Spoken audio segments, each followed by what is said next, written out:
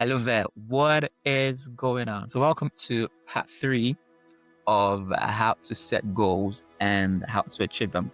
In the last video, we talked about structure, and I said, in my opinion, structure is the single most important part of setting a goal and achieving a goal. So I'll also leave the link in the description below as always, so that you can watch the video again and remind yourself of the video. But in this episode, in this video, I want to talk about goal fatigue.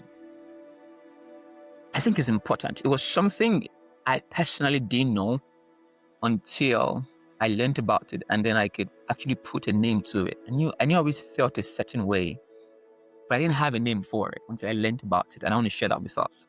And what's goal fatigue? Goal fatigue is not having enthusiasm or the joy towards something you'd naturally love to do.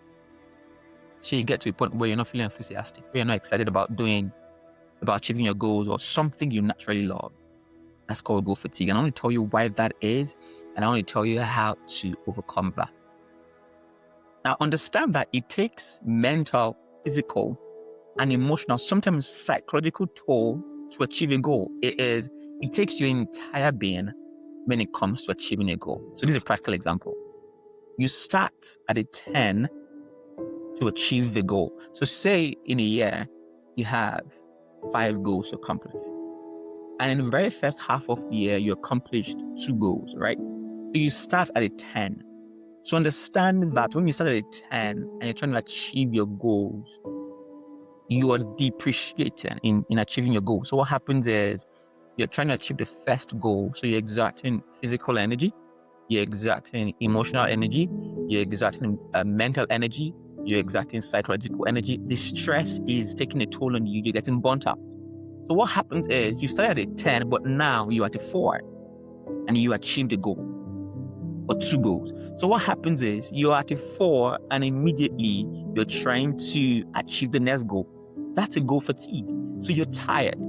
So you're exhausted, knowing that it takes a 10 to achieve a goal, but you're at a 4 and you're immediately trying to achieve the next goal. So that's what's called goal fatigue, because you get tired because you've exhausted yourself in achieving the previous goals. So what do? After you achieve a goal, after you achieve your goals and you're trying to go to the next, you have to replenish. You have to recuperate. How do you do that? You have to do whatever it is that makes you happy. So go on a vacation, go on a break, do something that makes yourself happy, right? Go shopping, whatever it is. You have to do something to get yourself back to a 10. Because remember that from a 10, you depreciated to a 4 to achieve 2 of your goals, or maybe even it's just 1 goal. So you have to get yourself back to a 10 to achieve the rest of your goals. That's what's called goal fatigue. So after you've achieved goals, you've exhausted yourself mentally, emotionally, psychologically, and even physically. So you have to recuperate, replenish that strength by doing something that makes you happy. Maybe you're going on a vacation for 2 weeks. Maybe you're just gonna, rest for 3 days. You're gonna go shopping. You have to do something to make yourself happy, to get yourself back to a 10. Once you get back to a 10, you've eliminated goal fatigue and you're ready to go back to achieving your goal. So understand that goal fatigue is a real thing. If you've ever felt weak, stressed, tired, not enthusiastic to achieving a goal, is because you have goal fatigue.